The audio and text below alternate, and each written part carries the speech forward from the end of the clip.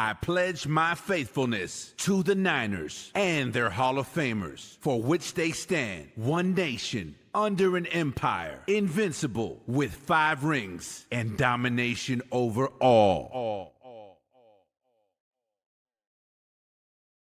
I know the empire's on fire. I heard slow feet, don't eat, so I compete. Niner gang, turned up, we hard to beat. Give me the rock, keep watching the score sheet. Niner empire, we on fire, we bring the heat. Run it up, we run it up. Let's go. Run it up, let's run it up. Come on, we run it up, run it up, run it up. Run it up, what up? Niner Empire, what's up?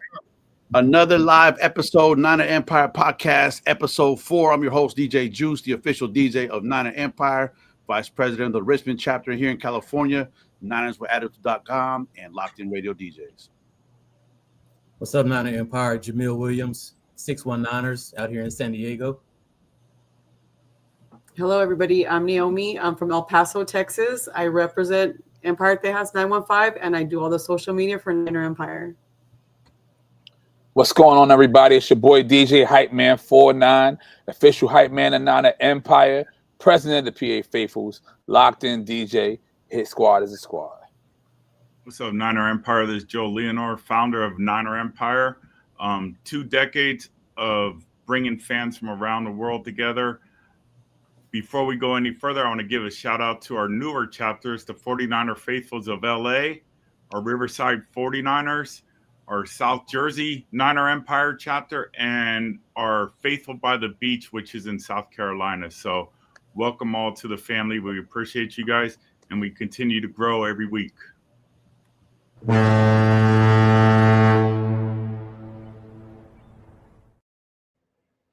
Niner Empire Podcast is proudly sponsored by Gold Bar Whiskey, ShotSticks.com, and NinersWithAttitude.com. If you're interested in being a Niner Empire Podcast sponsor, please email all inquiries to info@NinerEmpire.com.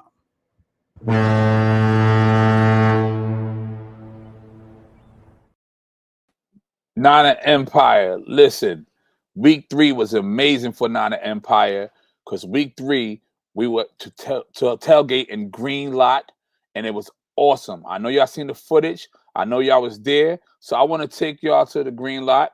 I want to try to see some of the footage from the tailgate and also some of the 1st and 10 segments. Let's hit it.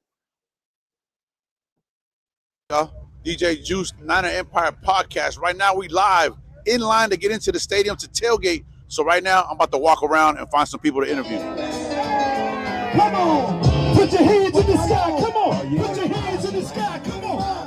Put your hands in the sky. Come on, faithful. Y'all know what to do. Just wave your arms around like this. Hey, we go. Let's sing Shotzi's part.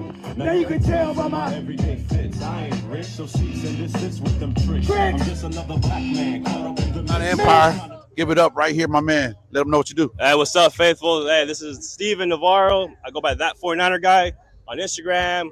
My name's Steven and Facebook, all that good stuff. But I'm selling the book.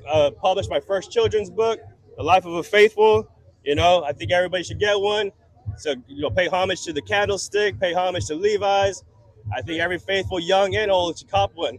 So you can find me on Instagram, that 49er guy. You can check out my link in the bio. Yeah, it's in there, man. That's it, man. I just copped one. DJ Mawan just copped one. The whole people in line ready to get in. We're all buying them. We're supporting. So make sure to go pick up your copy. I got one for my son. Back to you guys. Thank you, guys. Once again, live and direct from Levi Stadium, waiting to get in the tailgate. We're waiting in line. DJ Juice, your host. I'm here with a special guest. One more time. You already know, needs no introduction. The legendary Money B from Digital Underground. What's up, man? Man, what it do? You know, like you said, broadcasted live and direct. What we doing today? Get fly. Hey, man, we're going to have a good time. We're going to tailgate. I'm going to do a little performance. You know how I get down. And, of course, we're shooting a video for Run It Up at the Niner Empire tailgate. My guy, what y'all going to do? Green Light 1, pole 16. That's it. Green Light 1, pole 16, man. Y'all going to see the footage later on. Run It Up video with the legendary Money B, Digital Underground. Hold on before we leave, bro. Look at the shorts. These things is fly. I got to cop me a pair before we get out. I got a of here. pair for you. Don't worry. Yes, sir. Go with my shirt I already got. You know what I mean? Go. There you go. It is. Money B, Digital Underground. Peace out. Back to you guys. All right, we back at it. We at the Tailgate live and direct from Levi Stadium. We got the legend, my homie, Money B from the world famous Digital Underground. I'm going around asking everybody, what's one essential item you must have when you come to the Niner Empire Tailgate? What do you think that is? For me, the essential item that you have to have, you got to have a dope-ass DJ like DJ Mo 1 or DJ Juice. Because without that, your tailgate is trash. Niner Empire. Hey, you heard it here first, man. I did not pay Money B to say that. That's all off the dome. Make sure your DJ is live. And it's real. And it's real. Make sure your DJ is live, preferably DJ Mo 1 or the legend DJ Juice. That's how we do, baby. Niner From Empire. New Jersey. It's your girl Bex coming to you from Jersey. Jersey in the house. So I'm going to ask everyone today, being that you guys are from Jersey, how did you guys become 49er fans? Well, I was just pretty much in middle school. I was watching the game one time, and I wasn't a fan of anybody's. I fell in love with the colors. And next thing you know, that same year, they went to the Super Bowl. And I was saying, okay, I got to pick a team. It was between the Bengals, I like their colors too, and the Niners. Of course, I went with the Niners because of Joe Montana, and I stuck with it all that time. Of course, we won, and that's the rest. The rest is history. Okay. Mine started in elementary school. The boys had a football club, and they didn't have enough guys to cover all the teams, and they came to us girls with 3 options: the Niners, the Saints, or the Chiefs, because they were all losers. And so I picked the Niners, and they went on to the first Super Bowl and never looked back. So. There it is. Look at that. There it is, man. We got New Jersey in the house. The faithful are here. Back to you guys.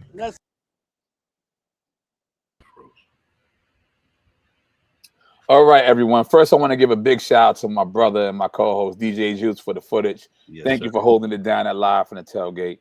All right, ladies and gentlemen, right now I have with me the founder and president worldwide of Niner Empire, Mr. Joe Leonore, and your favorite DJ's favorite DJ, the official DJ of Niner Empire, DJ Juice. Got some questions for y'all, but before I begin, I want to give a big shout out to Ken from 49ers Tailgate for the dope video footage that he had for us from this past weekend. Mm-hmm. And once again, we do have 2 raffles going on, so make sure you're interacting in the comment section. Okay, gentlemen, first question that I have for you. How was the overall vibe of the tailgate this past weekend? Go ahead, Juice. Man, it was like we never missed a beat. It was hectic because we didn't know what to expect as far as like people finding us. We didn't know if the security was gonna mess with us, but everything went pretty smooth. We set up like we normally do, and out of nowhere, people found us fast. I mean, not everyone found us, and we're gonna explain how to find us, but a lot of people found us, and it was a vibe. We didn't miss a beat. I think it was pretty cool because a lot of our people that we used to tailgate at Candlestick Park actually were able to come and tailgate with us here, because before we were way far in blue, like 100 miles away.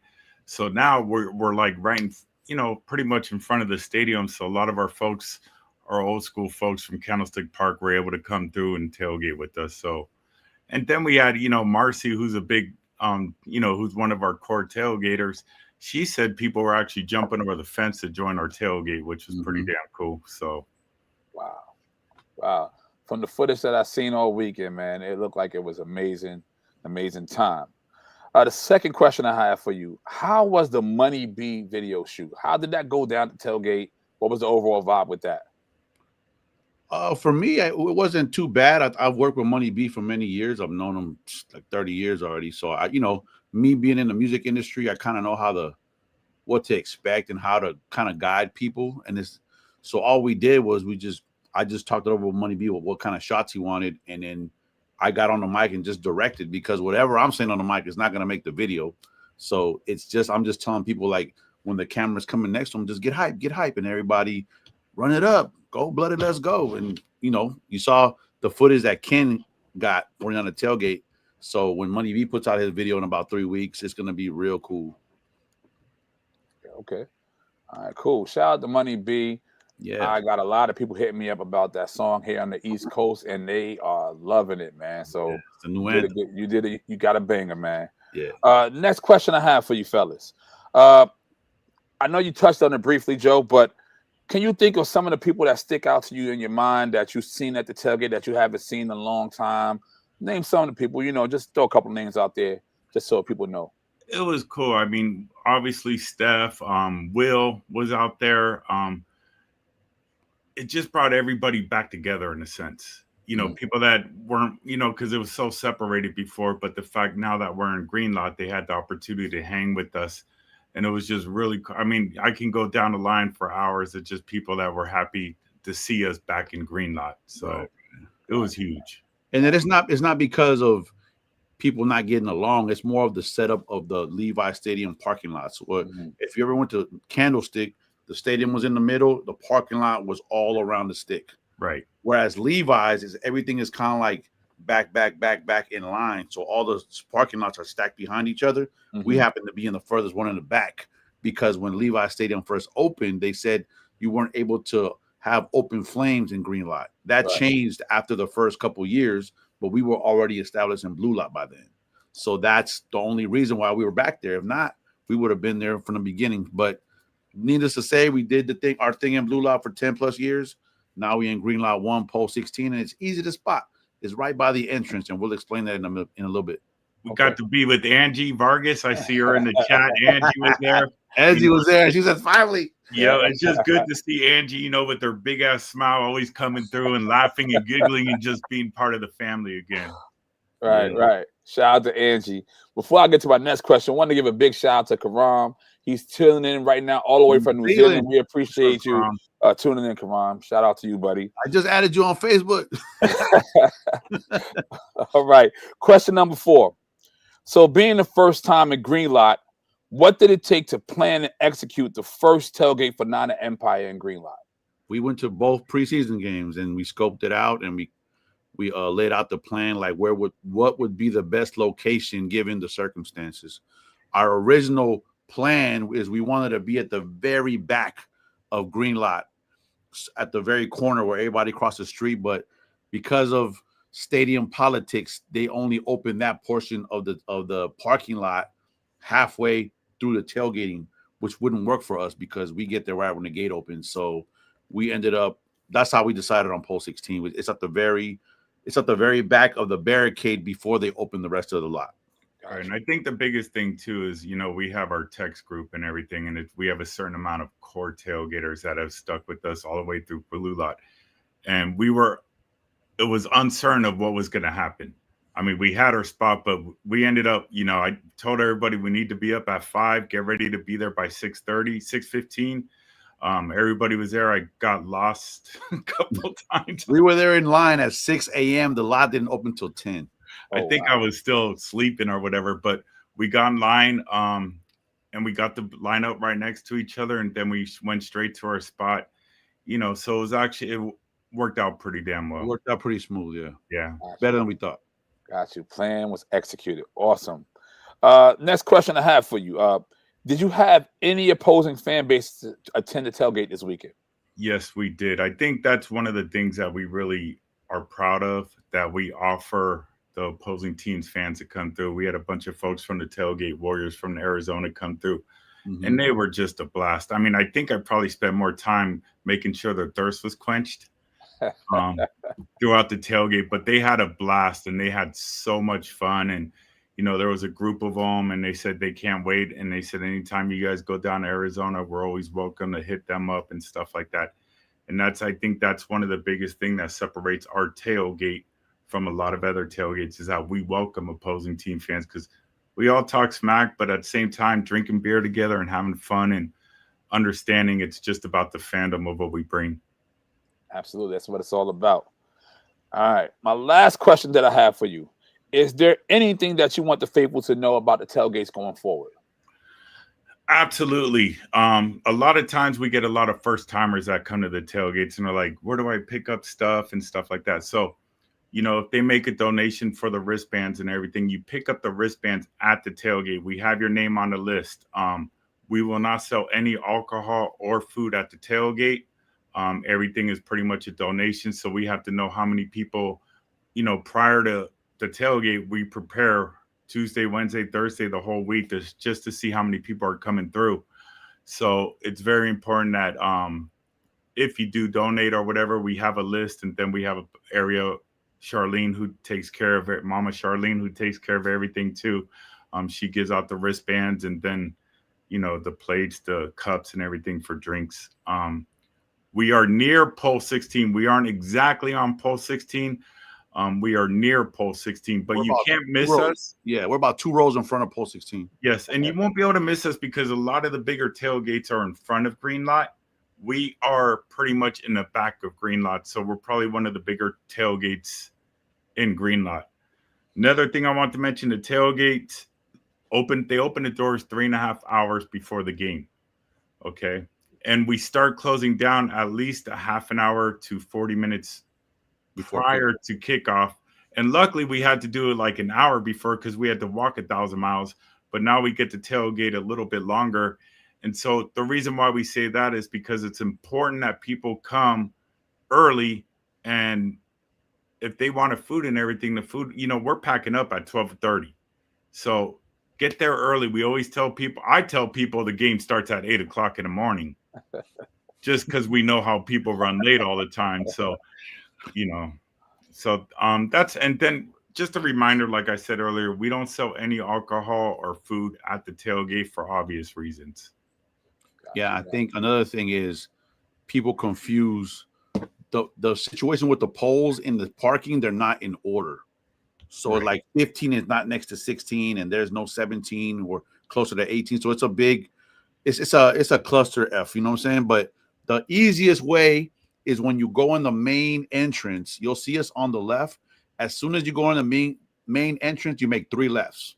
First left out the gate, the next left, and then when you go down a few rows, make that left on pole 16. We're right there. 3 lefts. Remember, 3 lefts. And it's pole 16. I had somebody ask me, what pole are you guys in? Pole 1? No, Green Lot 1, pole 16, not pole 1, pole 16. Joe Montana, pole 16. Joe Montana pole. You know, I think it's important too to let people know, like, they can come and just chill at the tailgate. They can bring their own barbecue or whatever. You know, they don't have to donate or anything like that, but they are more than welcome, because I had a couple questions like, hey, can I walk around? First timer, I was like, you can walk around all you want. You know, and while you're at it, jump on a shot stick. And the only thing, like adding to what Joe says, is like the only reason we offer the food and the drinks is some people don't want to come and cook at a tailgate. Some people love doing that, and they can do that and still be next to us. We have a bunch of chapters, like the Hayward chapter, they always come and they do their own food.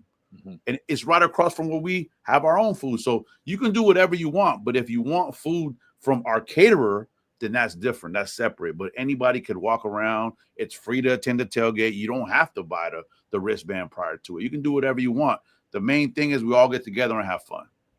And like Gus says in the chat, just look for the Niner Empire flags in the back of the lot. Like I said, we're probably one of the biggest tailgates in the back of the lot. So you can't miss us. Absolutely. You can smell Burn Alley too, you know, just follow the Burn Alley. Well, fellas, thank you for your time. Listen, congratulations to you both and to everyone who was involved making this first tailgate in Green Lot happen, and without a hitch. So thank you all. Let's keep it moving.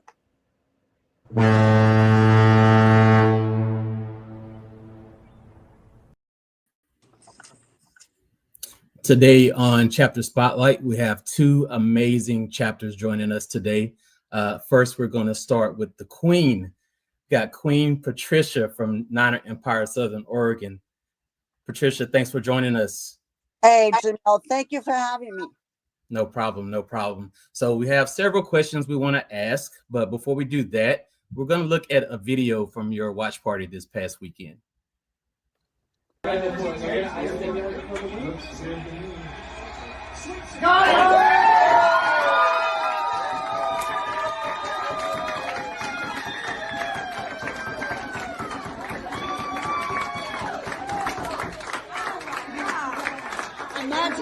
49er win.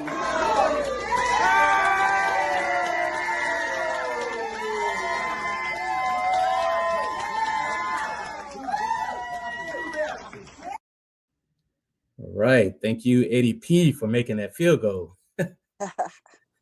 All right. So let's get into some questions. Patricia, you just recently had a anniversary over the summer. Tell us how long Niner Empire Southern Oregon has been around. Niner Empire Southern Oregon was established in 2013. So we just celebrated our 12th anniversary. And we are the oldest chapter in Oregon. We have 5 chapters in Oregon, but we're the oldest one. We're small, but we're mighty, and we're there. Yep, and it looks like you have a really good time. So we saw the video at the watch party. Tell us about the place, the location where you have that watch party.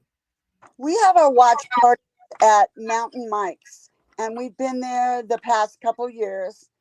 It's a fairly new building, and they treat us great there. They even open up early when we have our morning games.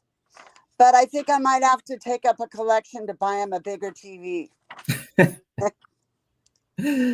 All right. The Yeah. owner's a Cowboy fan, so. Okay. So I saw some pictures, and you also mentioned, several other chapters in the Oregon area. Tell us about any joint events with other 49er clubs in the area that you guys take part in. Well, we have not done any joint events.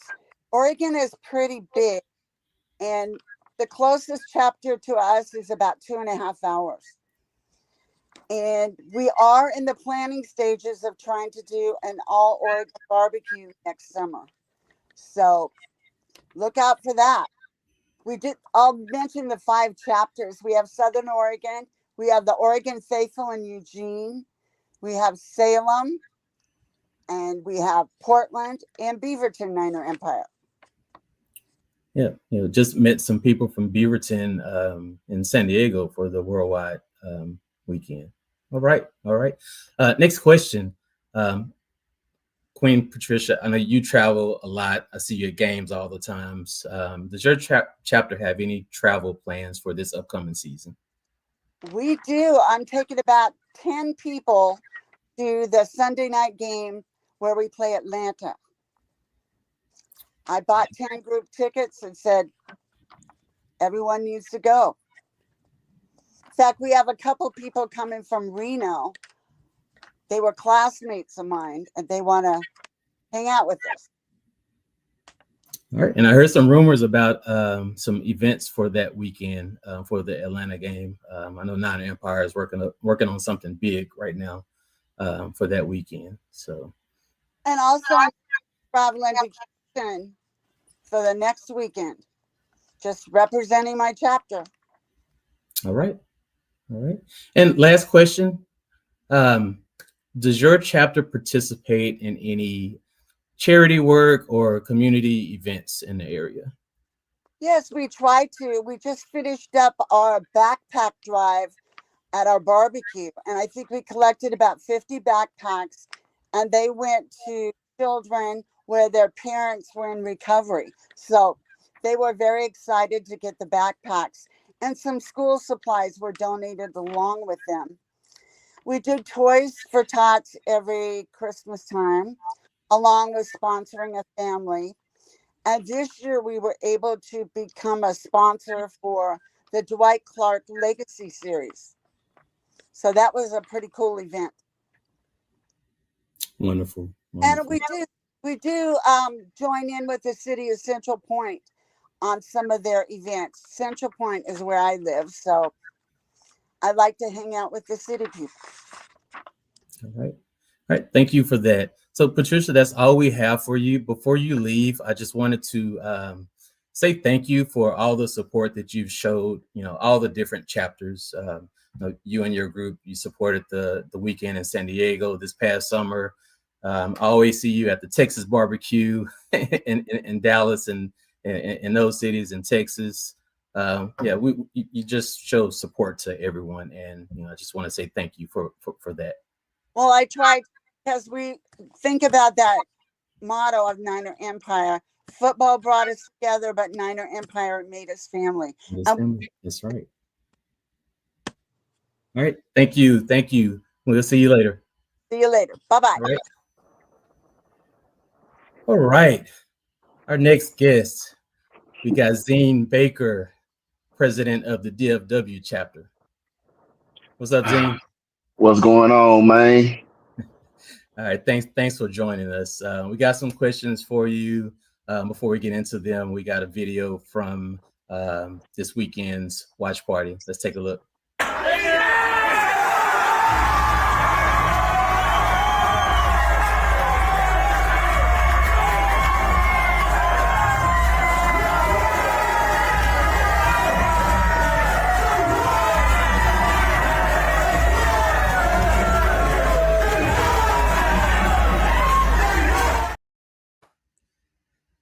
All right, it brought back some memories. I'm sorry if I get a little emotional. Yeah, you left us, man, but that's all right. You had to do what you had to do. Yeah, so for those that don't know, I was the VP to DFW chapter. Zine was my boss, so we go way Man, back. you know how I feel about that. All right, so let's get into some questions. Zine, how long has the DFW chapter been around? It was actually started by Danny Ramirez in, I think, 2011. So once he moved to Houston, he went ahead and handed it to me. I've been president since, I think, 2020? Okay. Shout out Danny. Hopefully Shout out Danny. He'll be in Houston. Yeah.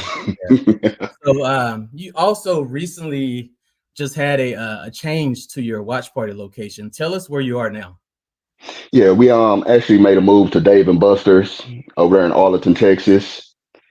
Pretty much a bigger setup, more room for our club. As you can see, we pretty much have a lot of people come through, and they have the screen set up like we need it. So this is our first year there. See how everything goes. Yeah. I think you got a good spot, man.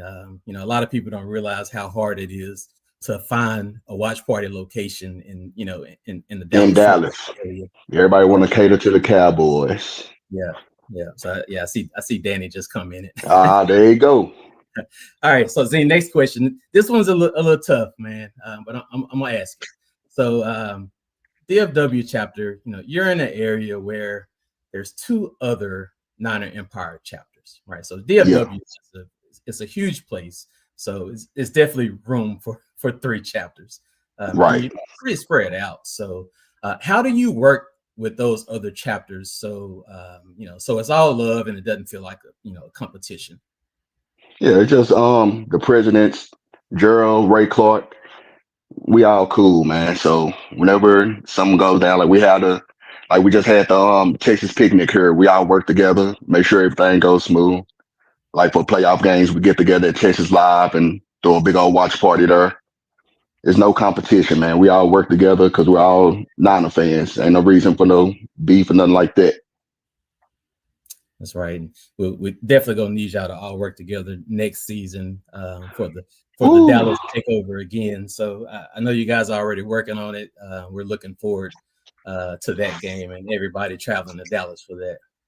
Yeah, y'all come on out to Dallas. It's gonna be a good time. I'm telling you. That's right. All right. So Zine, you've been with the DFW chapter for a while, even before it was called the DFW chapter. What has been your favorite memory so far with the DFW chapter? Oh man, I got so many. I have one I know is the playoff game. I think that was 2022 when we played Green Bay in the snow. When we blocked the what was it that we blocked the punt and just Texas Live erupted. Like we had the top, we had the bottom. It was just like a sea of red, everybody cheering. That was a good memory. Yeah, definitely one of mine. Also, I was there at the time. Yeah. All right, Zine. that's it, man. Thanks again for joining. Last minute. Oh, no problem, man. Yeah. Yeah, after I told you I wasn't gonna do this, but I went ahead and did it. Yeah. So good luck to you and the DFW chapter, and also shout out to Dallas Niner Empire and Funky Town Dallas, out there. Funky Town, all the chapters in Texas, man. Shout out to y'all. That's right.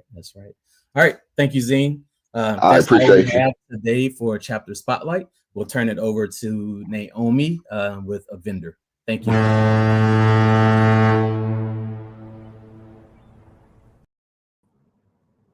Hello. Tonight we have Roy, the owner of Killer Sharks Clothing, a San Jose-based brand that's been ripping the culture since 1998. We're excited to have him here on the Niner Empire podcast to talk about his journey, his designs, and how chapters can connect with him for custom gear. Hello, Roy. Nice to finally meet you. Yay, likewise. Yeah, we've been around for a minute. We've been doing this thing since 1998. We actually started in the music business and used to sell album T-shirts, right? So did that for a long time, and then a couple years ago, I just decided to get back in the game and start to create some things that I think people would like, So it's been going well. I see that. So you've been around for decades, and you you started off shirts with for like music groups, or like was it like their albums or just songs? Yeah. Well, the Killer Sharks is actually a music group, so it's a Oh, really? compilation. So yeah, Okay. so the name of our record label was Crazy Time Records. So we used to do the Killer Shark music compilations in San Jose. So we got a huge fan base out here, and then from that, we hooked up with a lot of other artists from the Bay Area and all over. Shout out to all the artists in the Bay still doing it, past and present. I always like to give a shout out to the guys who was out there from the beginning grinding, that face-to-face rejection, it's like nothing else. But yeah, so that's how we started it off, and we would just sell T-shirts for the albums, So were you a part of the group, or were you like a producer? So actually, myself and I had another CEO. We're myself and Kalani Garcia. We're the CEOs of the label. So we actually put it all together and just made it happen. And all the artists we had, was family. So it wasn't really someone. No one was in charge. Everybody just had a role. You know what I mean? So Right, that's right. how I run the company, is like everybody just had a role in making something dope happen. Mm-hmm. So can you tell us about your connection with the 49ers community and the San Jose culture? Yeah, most definitely, man. So I've known your president, Joe, for well over 30 years.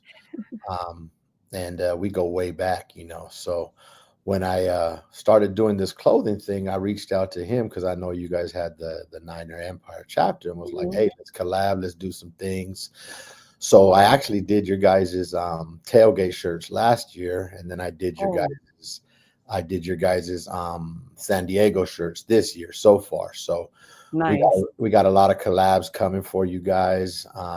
Working with Joe. Oh, and we also did the Money B shirts. So I did those shirts also. So that's my connection as far as with the Niner organization and all the Niner fans here in San Jose. I make a lot of apparel for both. Pretty much all teams, you know what I mean? What if they hit me up, hey, I want a Detroit Lions, no worries, I'll make it. Let's make it fresh. Right. You know what I mean? So that's been in my thing. And then with the San Jose culture, the crazy thing about our culture with San Jose is that the Killer Sharks made a lot of music for San Jose. So a lot of my artists are well known here in San Jose and known as, got a good little following. Of course, we're a lot older now. We're not really doing the music. You passed the throne. But what I really wanted to do was create this company to give back to some of the youth out there, doing clothing lines, doing things, and just need a little guidance, need a little help. I'm here for that. There's no reason to gatekeep with people that are trying to do business and get themselves put into a better position. I never will hate on somebody trying to learn and get educated, Exactly. Mm-hmm. And I want to shout out, there's a couple clothing lines here, GOOOOO #1 in San Jose. And then my boy Strong Printing gave me a lot of game when I started. And I just want to shout them out and just pay homage and give them their flowers. I think it's important that when people take care of you, you take care of them back, so that's what we're here for.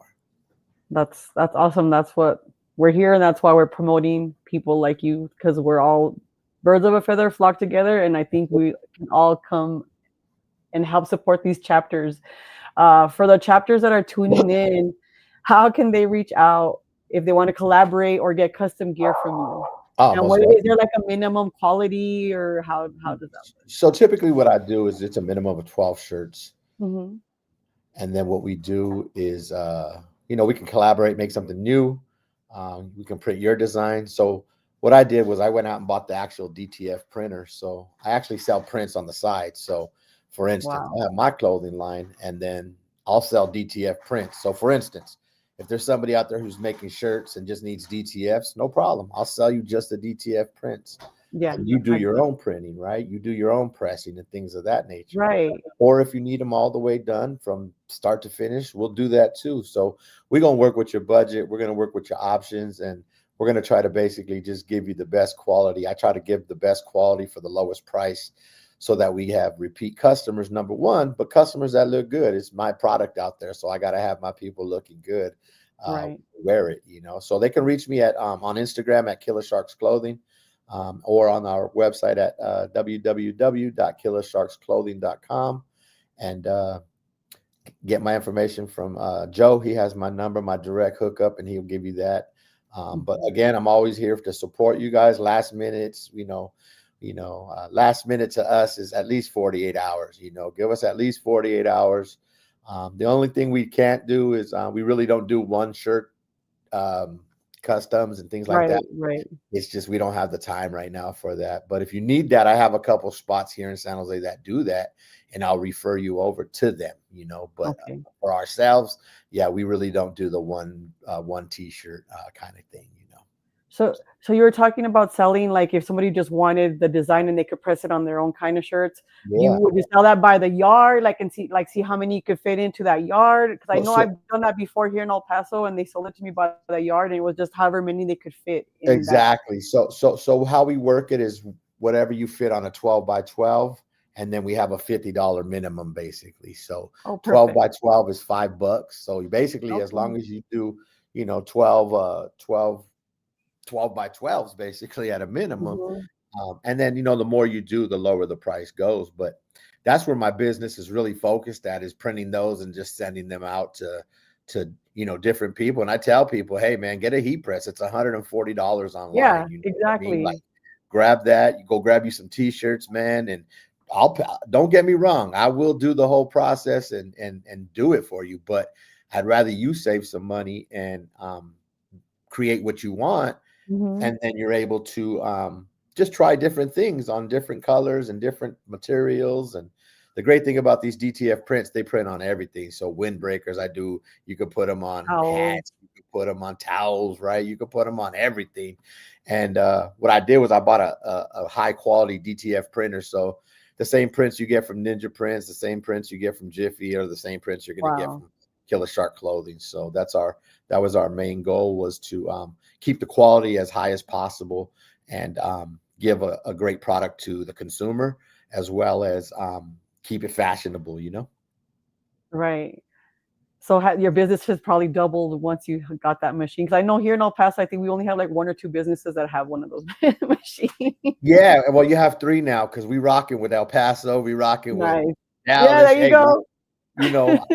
Wherever the customer is, it's FedEx, it's UPS, we're going to get it to you. You know what I mean? So awesome. We want customers from around the world. We want customers, like I said, we'll work with you on the prints and 12 shirt orders. But like I said, it's reasonable, and we're going to take care of you guys. I wish I would have known that you made the Texas shirt. That I would have worn mine.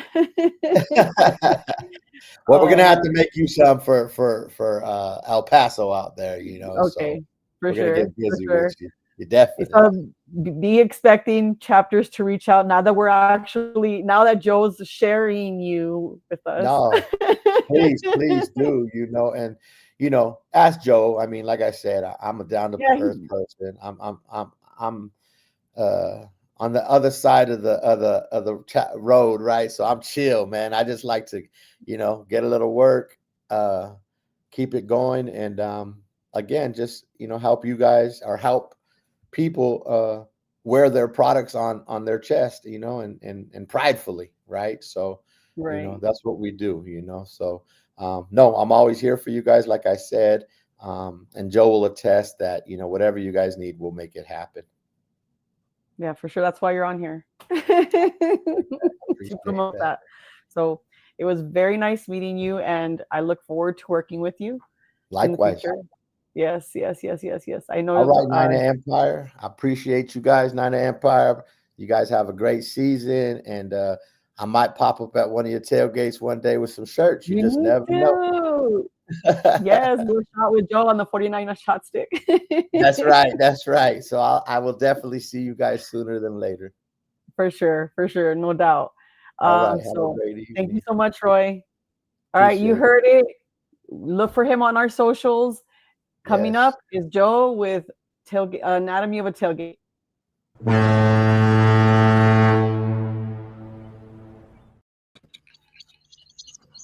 What's up, everybody? The next guest I'm going to introduce, this gentleman is a member of the Pro Football Ultimate Fan Association. He is a member of the Tailgate Hall of Fame. He's been featured in several TV shows, news shows. He actually visited our Niner Empire tailgate as well. It's going to hurt me to say this, but I'm going to do it. He loves his Jets, Jets. Did I say that right? You good. You did great, man. You got it. I was shaking when I said a little nerve-wracking there. Come on. Different division, different conference. We're good. I asked Joe earlier, we were just texting. I said, hey, with all of our injuries, you have anybody we can borrow? And he goes, you don't want anybody from our team right now. I'm introducing the Tailgate Joe, huge Jets fan and huge tailgater. I appreciate you jumping on, Joe. Nah, man, I'd love to do it. Not a problem, Joe. How are you doing? I'm good. We're 3-0. I can't complain. Yeah, I don't know what that feels like. Well, my fantasy team is 3-0, so I got. Well, there you go. For me. Yeah, you'll probably make more money off of that anyways than if the Jets won the Super Bowl. Yeah. So it's been a little tough so far, but you know how it is. We go hard in the lot. We're never undefeated in the lot, and so we've got that going for us. Speaking of the lot, Joe, tell us about how did your tailgate start? Well, so Tailgate Joe, it started 10 years before Tailgate Joe became Tailgate Joe, actually. Just in the mid-90s, a friend of mine, one of my best friends, his father had some really good tickets in the old stadium at Giant Stadium. And, the deal was that he would bring the tickets, I'd grab the food, and we'd get together a few of the boys, and, we'd just start, grilling up and whatever in the lot. And, being that I'm an Italian American from, New York, from Staten Island, the family, all the gatherings, it all revolves around the kitchen table, right? And so the parking lot tailgate is really just an outdoor game day version of that, of what I grew up with, what I grew up knowing, and how I interact with my friends and my family and the people that I love. And so, this whole idea of tailgating and stuff, it just was like a natural kind of fit for me on game day. And so, over the course of about 10 years or so, that little party would kind of grow. It would be like, from like 4 knuckleheads sitting there with a disposable grill that you'd buy in the supermarket with, the foil grill with the charcoal, the match light and the charcoal and the lighter fluid, and not knowing what's going on. It grew. And, food has always been a central part of that. And it grew. Friends and friends of friends. Guys would say, hey, you got to come hang out with us. These guys, they cook some great food. It's a great time.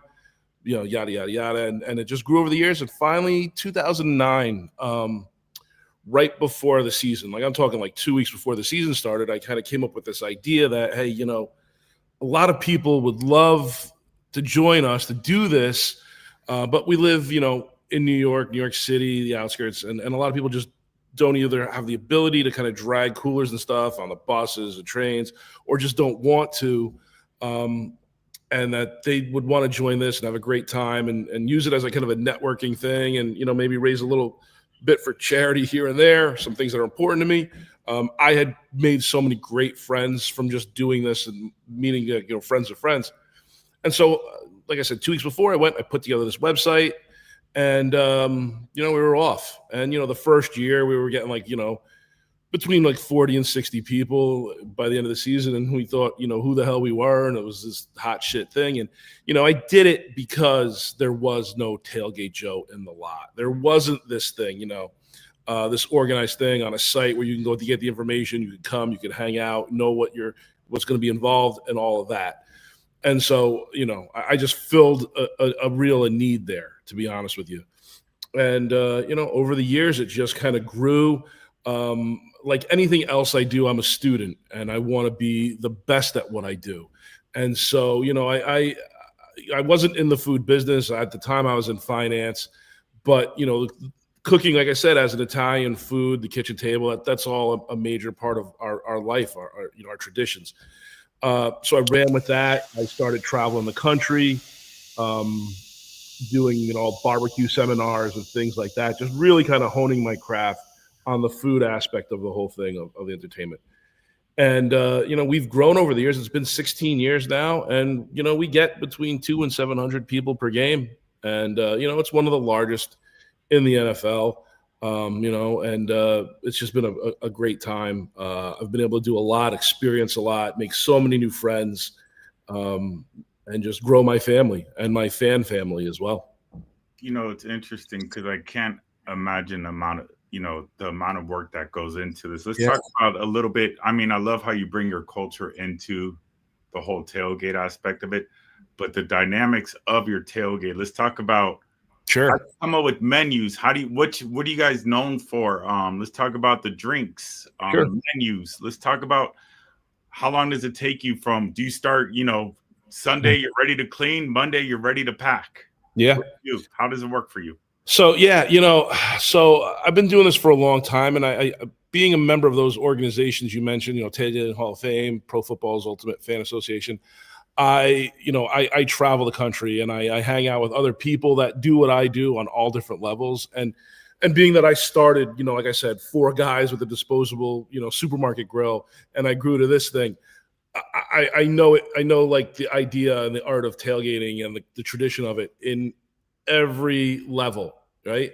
And one of the things where I think I'm probably different than a lot of the other like large scale tailgates, is that I'm the whole widget, right? I'm not going to a caterer. I cook the food, I prep the food, I do all the buying, we do everything. So like I said, when I handle the whole widget, you know, for, you know, 2, 3, 4, 700, I mean, these are my guys here that are helping me out, that are doing it. You can see on the screen right now. If you might've seen my mother walk around, there's my nephew back there. You know, my mother will be behind the table. My father will be, you know, checking people in. It's a family affair. So, you know, it starts really as soon as the one before it ends. You know, that's really how it goes. So Sunday we have a game, we come home. Monday, you know, I'm washing, you know, pots and pans, and then it's the prep starts for the following week. And, you know, because food is the thing for me, and it's what we really, you know, I mean, I'm a regular invited talent and competitor in New York City Wine and Food Festival, Burger Bash, and things like that. So because the food's such a big thing, it's not a one-stop shop for me. So I've got to go to this purveyor for this and that purveyor for that, and this guy's delivering this, and I got to run out to Jersey to go get that. So it takes all week, you know, collecting everything and doing all the shopping, because I'm doing this while I'm working my 9 to 5. Right? My day job, you know, where I'm sitting right now, actually in the showroom. So it's all got to come around that. And so it takes all week. And there's, you know, we try and we grill and cook as much on site as we can, but it's just not feasible for everything that we do, right? You know, barbecue, slow and low. Some stuff just needs hours and hours to cook, needs a kitchen. And so that cooking is all happening during the week. And, you know, making sure that everything's done the correct way and the right way. You know, I've got, you know, commercial vacuum sealing machines, and I've got all of this stuff, like everything you need to do and handle it like a catering company, really, at the end of the day. I'm lucky, like I said, that I grew up in an Italian family. So, you know, cooking like that it's in the blood. You know, I need some help from my mom. I need my mother to roll, 3,000 meatballs for me. It's not a problem, and we got the equipment to do it. And yeah, it's just, the menu changes every week. Sometimes there's different themes. We do the week one. Well, the home opener is always a Mexican theme. And to be honest with you, that goes back to our first year, 2009. We had just drafted Mark Sanchez as our quarterback. And so it was the Mark Sanchez, Mexican-American theme. He's gone, but the theme stayed. Sometimes you have a tradition, you just can't, you've got to stick to it, right? And so that's that. We do an Italian-American one, which is really great. We do an Asian 80s, where we have an 80s DJ. A DJ's playing 80s music and a whole bunch of different Asian menu items. There's dumplings and egg rolls and barbecue char siu pork. And I actually stand in the middle of the crowd with a giant, 4-foot wide paella pan, making hibachi style fried rice, right there, for 500 people. That's the kind of the fun that we like to have. We do a Oktoberfest party. We've done a bunch of different themes, and we just have a lot of fun with it. It's just so impressive because the amount of work that you put in. A question for you: how much time are you allotted to tailgate when the gates open? So that's a good question, and every lot, as you do this and you travel around, Joe, you'll see, I'm sure if you haven't already, is different situations in different lots, right? So there's some stadiums, they've got private lots, and some it's a mix. Some there's the muni lots. Some, you've got no choice in where you can park. Some of the NFL stadiums will open 3 or 4 hours before. Some go up to 5. So for MetLife, you've gotten really no choice but to park, in their lots. There's no private lots there. They open up the lots 5 hours before. 5. Yeah. And so, I get no preferential treatment when I get in. So we get in and we got to start setting up, you see all what's going on there, the grills and all that, while people are waiting, they're standing there waiting for you to get going. Even, especially for the later games. So it's a process, man. It's interesting that you guys get 5. I mean, we would buy an hour, an extra half an hour. I hear you. So from what my understanding is, the NFL encourages to have 5 hours or less. 5 hours is the most that the NFL encourages the stadium. Right. Back in the day, before the new stadium, we could really get in there whenever we want. There was times. And this was before I was, like I said, officially Tailgate Joe. We would show up the night before, and we would just end up sleeping in the car in the stadium, in the parking lot. I know some stadiums like Houston, you can pay and get in there a few hours earlier. Some it's it's a tighter like you guys, right? Some people. I was down in Tampa last week for What the Buck. We did a party down there with them for the Jets. And Spent and the What the Buck crew. I mean, that's the best party in the league right now. It's insane. If you haven't been there, you've got to go. Everyone's got to go and check out the What the Buck party. But they have a private lot directly across the street that's closer to the stadium than most of the stadium lots. And so they've got kind of free reign to do what they want. So it's different everywhere, which is really cool. We definitely have some constraints being with where we are, but I wouldn't trade it for anything. I love what we do. I love the fans. I love the team, everything. Just seeing all your work that you put in, and, my wife used to do the cooking for all of us at our tailgate and everything, but it became more of a job for her where she wasn't really able to enjoy the tailgate or enjoy the game because she's just exhausted by then. So luckily now we have Carlos from Los Bayuncos that we just tell him what we kind of want, for food, and he'll go ahead and take care of that. Yeah, I definitely get that, and I had that pain kind of. That came to me about, I'd say, 10 years in. Like I said, I've been doing this for 16 years now. So like 8 to 10 years in, I started to, in the beginnings, like, yeah, I'm back there, I'm cooking I'm cooking everything. I'm on the grill and some of the guys with me. But then it got to the point where just, I wasn't enjoying it. I wasn't being in there in the crowd. Right. I wasn't, getting up and talking about some things that are important to me and having that platform that I had of people. And so I brought in some people to help me out. That's cool. Some family, some friends that helped me out and allowed me. I still cook, because, when you go, if you In go, your blood. well, you go and look, if you go to a Bobby Flay restaurant, you want to see Bobby Flay cooking in the kitchen, right? Right. He's not, but you want to see it. Right. And so I'll do like a special kind of a thing usually. Like either I'll get back there and start cooking with the boys just because I love doing it, or I'll set up like a special kind of like action station, like a cooking station, like in the crowd as like an entertainment thing, like the fried rice and stuff like that. And so people see that and they're cool. I've had people come to me and say, Joe, your food's great, everything's delicious, but when I see you cooking something, like I know I have to have that. There's something there. But yeah, so, and I get the people that make the decision to have it catered. Like not everyone cooks. That's not, it's how I express my fandom. Absolutely. Yeah. And it's so cool, like over the years, how you have your group that's able to, and you can depend on them. Like we have our core group of 6-7 people that we can depend on with from our DJs to the little things. Yeah. But obviously your tailgate's on a whole different level when you have that many people. I saw that Alicia had experienced, one of our Niner fans experienced your tailgate as well in the chat. Oh, yeah? So and I honestly think you deserve everything that you've received, because the amount of work, like I continue to say, just to put in every week. You think it's only 8 games, but then it feels like a whole year by the end of the season, right? Yeah, it does. Look, it definitely it's a lot. It definitely is. It's a labor of love. Like I said, I started it because there was no Tailgate Joe. I just love doing it.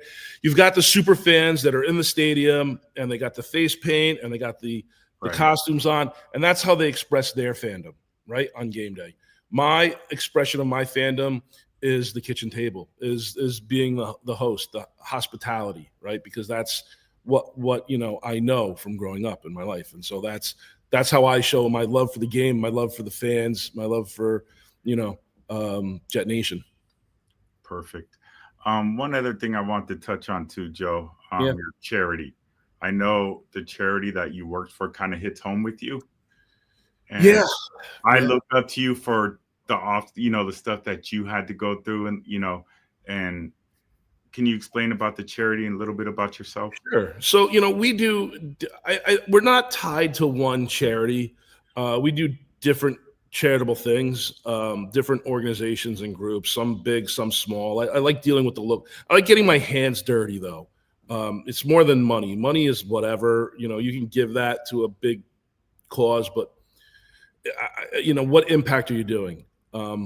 So we do a lot of like local stuff. There's a local version of a Make-A-Wish kind of foundation, and we've worked with them.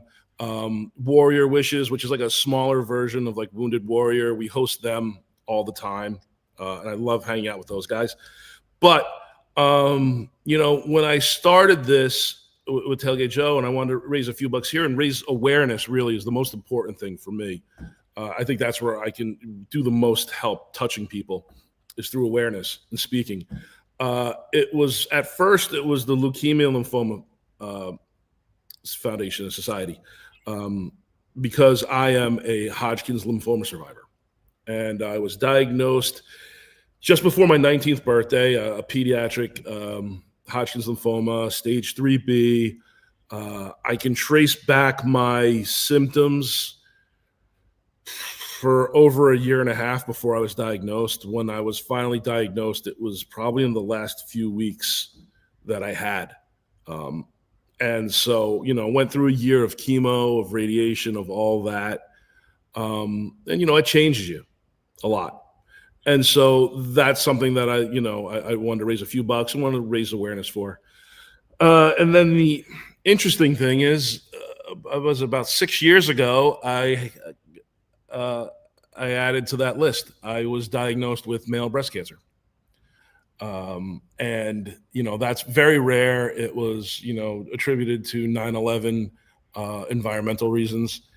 And so that's the one that I really want to work with awareness, with talking about, and so because it's such a rare thing.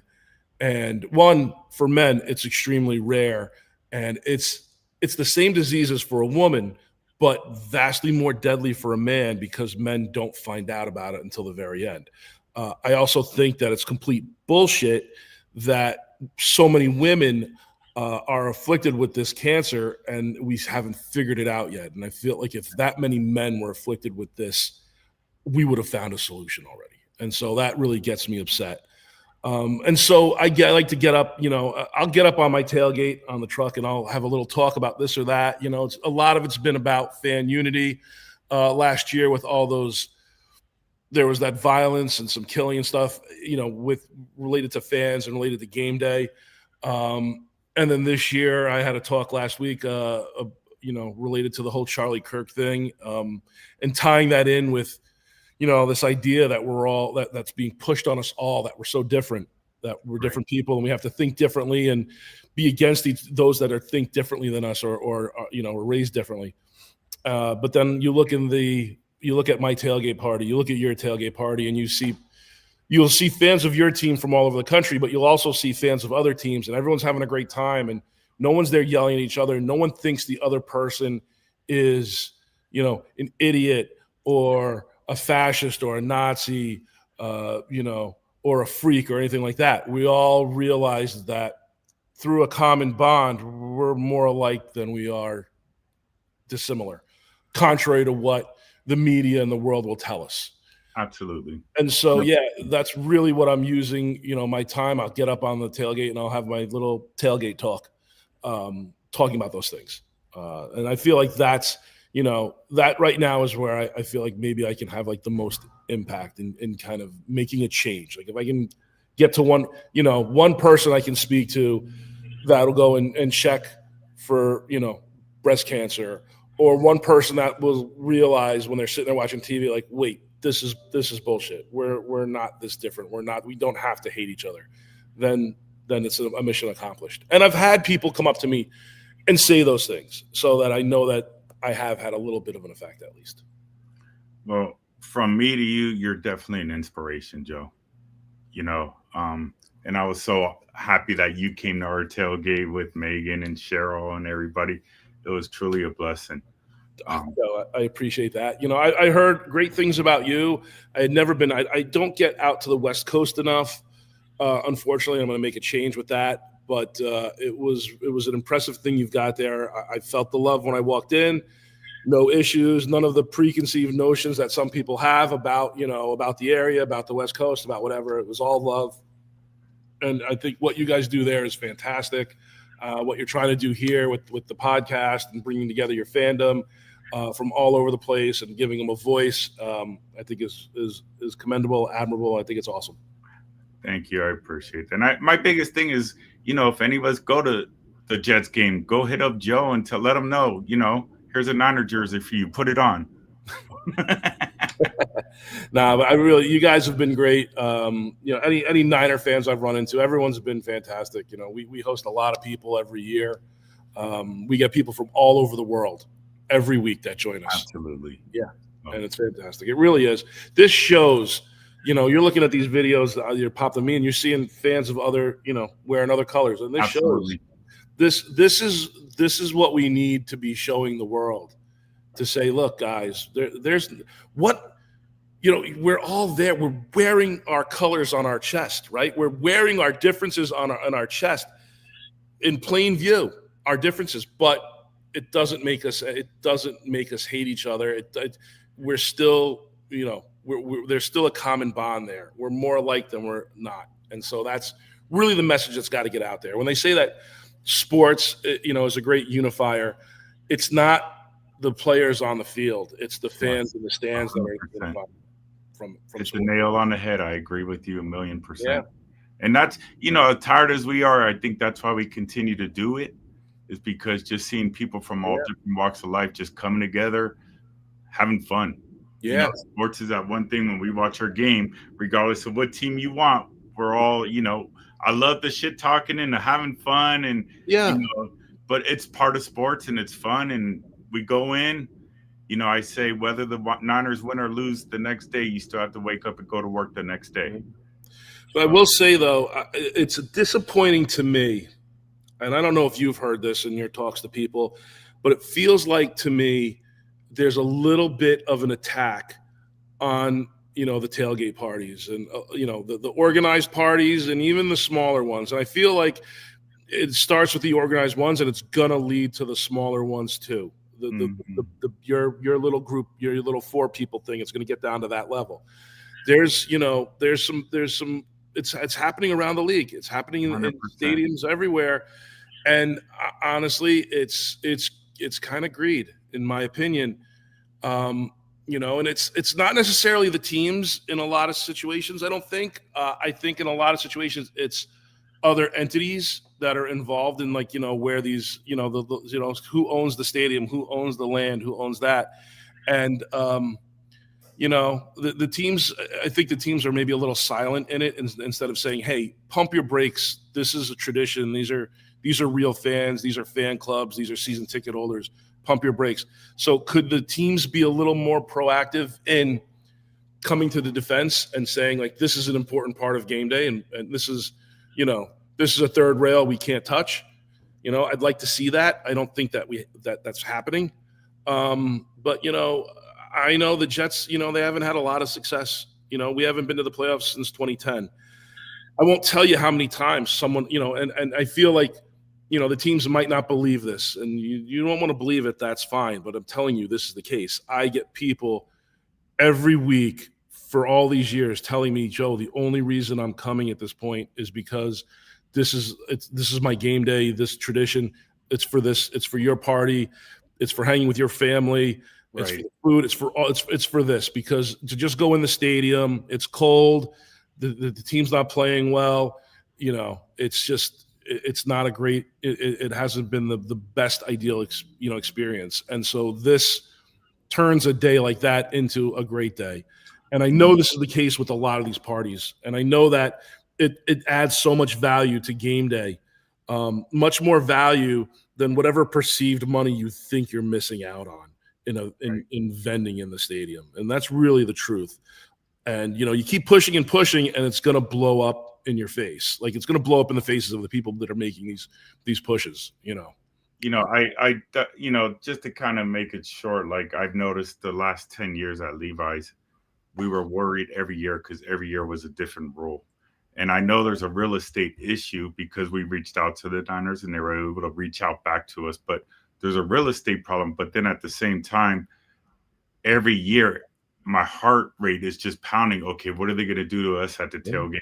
We're just having fun. And I tell people all the time, there's people that we've tailgated with that I've locked up before, and we're all having fun and having a blast together, and it's just that unity.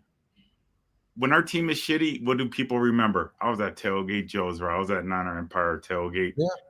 And people remember, hey, Joe, 2015, I was here at your tail. I'm like, I can't remember what the hell I did yesterday, but they remember that.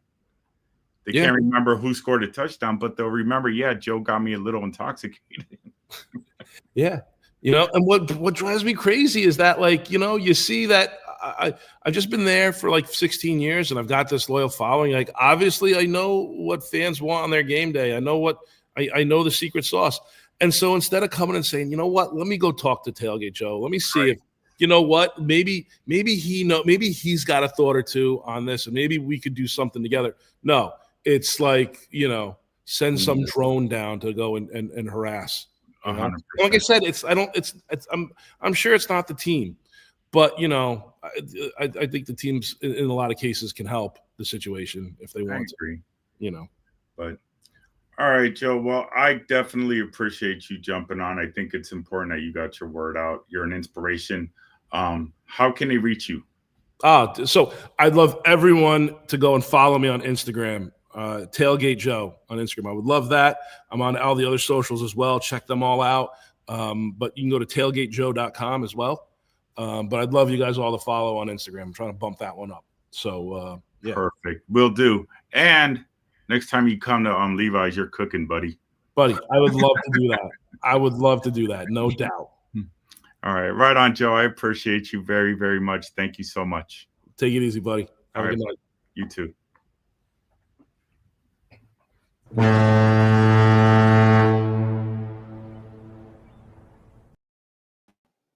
Okay, everyone, it is raffle time. Raffle time.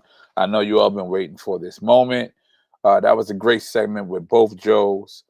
Let's see. Don't forget to contact us at info@nanaempire.com to claim your prize. Are we ready to get this raffle started? Let's get it. Wheel of Fortune. Here we go. Shout out to Paulina behind the scenes and BTAC for getting all of this going for us. Let's see. Let's click it.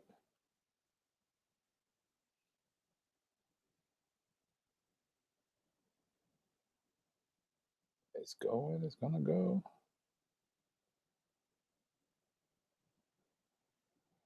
While we're waiting for the wheel to turn, I want to thank everyone for tuning in tonight. We really appreciate y'all.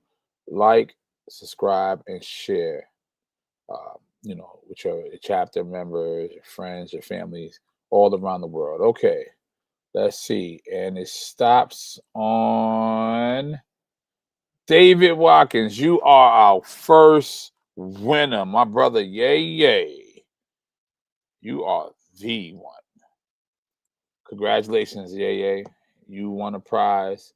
Make sure you go to info@nanaempire.com to claim your prize. Let's see who our second winner is.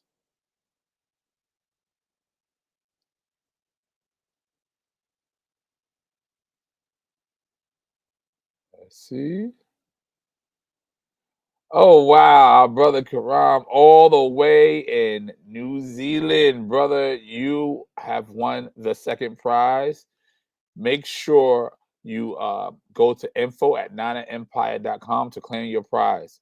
Also, remember, by engaging in our chat every week, when we have a raffle, you're automatically entered into the raffle. Thank you, everyone, for tuning in. And we're going to take it back to get final thoughts.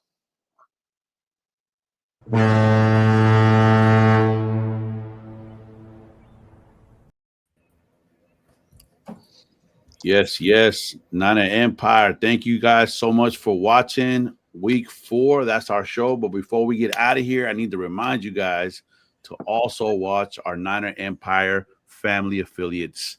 Whistle Gang podcast with Ferb, P-Man, the Fan, and Monty every Monday and Thursday, 7 p.m. Eastern, 4 p.m. Pacific. And of course, my man right here, the Hypecast with DJ Hype Man 49, the official hype man of Niner Empire. He goes live 1 hour after every 49er game for immediate after the game reactions. We'd like to thank our guests, Patricia, president of Southern Oregon, Zine from DFW, Roy, owner of KillerSharksClothing.com, Tailgate Joe, New York Jets. And also a quick reminder, I need y'all to be on all social media at the9empire.com and on Instagram. Look for the pinned chapters because we will be offering information on wristbands for the tailgates for the 49ers games in Los Angeles coming up next Thursday night for the Los Angeles chapter. So we got more info coming on that. Also, shout out to our sponsors, Gold Bar Whiskey, ShotSticks.com, NinersWithAttitude.com. And if you would like to become a sponsor for the Niner Empire podcast, please email info@NinerEmpire.com. If you're looking for a place to party or watch the game when you're out of town, be sure to hit up NinerEmpire.com/chapters to find whatever chapter in the area that you're in. If you're looking to start a chapter, NinerEmpire.com. All the info is there if you want to start a chapter in your area. And that's our show for today, man. I'm signing off for Joe, Jamil, Naomi, and Avery, man. Our producers behind the scene, B-Tech and Paulina. I'm DJ Juice. We signing off. See y'all next week. 4-0, baby. Let's go. 4-0. 4-0. Know the empire's on fire for real. I heard slow feet don't eat, so I compete. Niner gang turned up, we hard to beat. Give me the rock, keep watching the score sheet. Niner Empire, we on fire, we bring the heat. Run it up, we run it up. Let's go, run it up.